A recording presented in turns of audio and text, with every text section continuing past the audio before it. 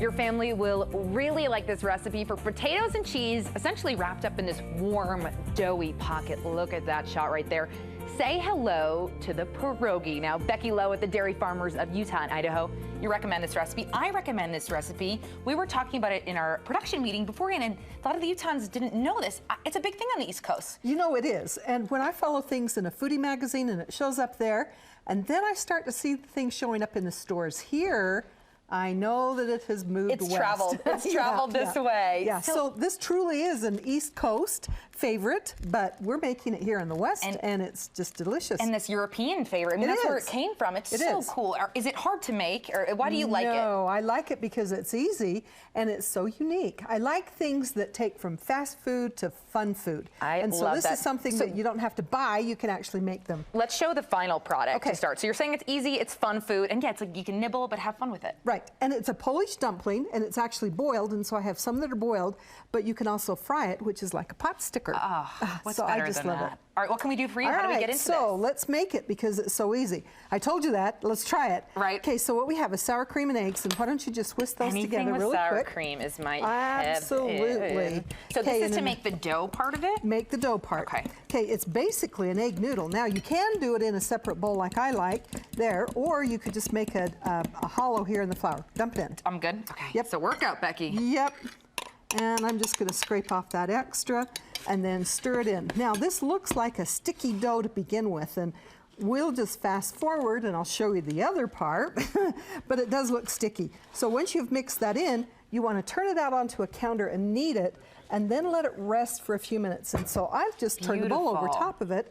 Here's one that I just barely kneaded, and if you're kneaded it on a floured surface, it just, it turns out smooth. Here's where it has rested, and it's ready to roll out. Okay. So really good with that. I'm going to cover those up so I can use that. Okay. I like to cut it into, in fact, I like to cut it into smaller pieces so I'm not rolling out over the entire counter. Fit in your kitchen. A knife, you know, or a pastry cutter or a dough cutter is just perfect for that.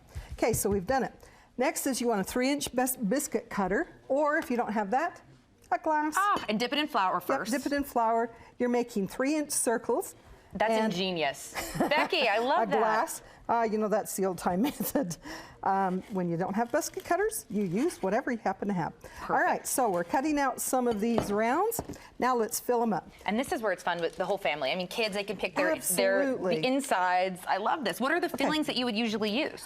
Classically, it's potatoes and cheese. Okay. And onions, and I don't like onions, but the onions actually go with it. If you're the creator, you can do what you want. Absolutely. In fact, I was just learned today that if you put a cherry and some cream cheese in it, and then you have a dessert pierogi. And then a little powdered sugar on top. I'm pretty sure that's how I've had it at a fair before back in that sounds so good. Okay, so the fillings that I have, and this is what you have to choose from, there's the spinach and cheese, cream cheese. There is a meat and potato, which I like.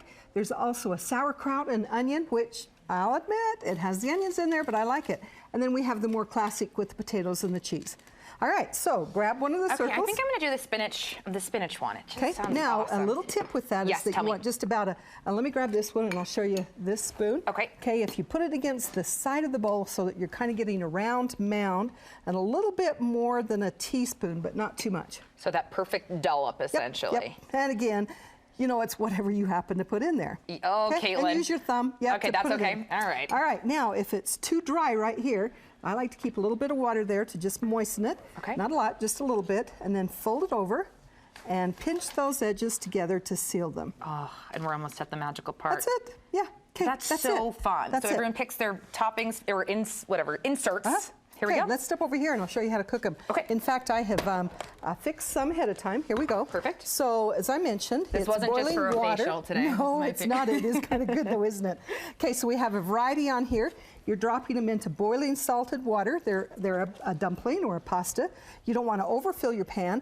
And then I like to time it about 5 to 7 minutes, and that's including the water coming to a boil. Okay. So to help bring that back to a boil, I'll put the lid on it and it brings to a boil. Do you have to have these sit a little bit beforehand, or does it matter? It doesn't matter. Oh, easy. Okay. That's quick. In fact, we want some nice tender, and so if you keep those covered, then it's a little bit more tender than if you're, and also if you don't overcook it. Right. Okay, then afterwards, if you like them fried, then you can put them in the fry pan and cook them up from there.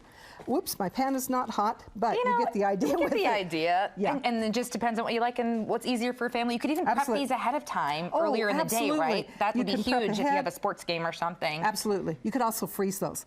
In fact, that's what I'm finding in the freezer sections of the grocery stores locally are the packages pre-frozen. And that's what we actually have that over here. We could show. So if you don't have time to even make the dough, you could do that. Okay, then to finish them up, sour cream. That's the tradition. That's my favorite. You know, put that dollop of sour cream.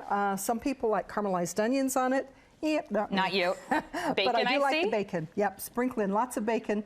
And it's just delicious. They're a grab and an eat. And easy reheating. Is that correct? Absolutely, because once they're cooked, I'm just going to grab one of those that's already boiled, and you just put it in the pan to reheat and fry it up. So. You're the best. So crew, these are cold. I'll admit that. We'll put them in the pan. You know what? I'll eat a cold. Anything in sour cream is like my favorite thing in the world. Oh, these are so good. If you haven't tried a pierogi, join the trend. Yeah, because they are seriously so good. Oh, Becky Low, what would we do without you?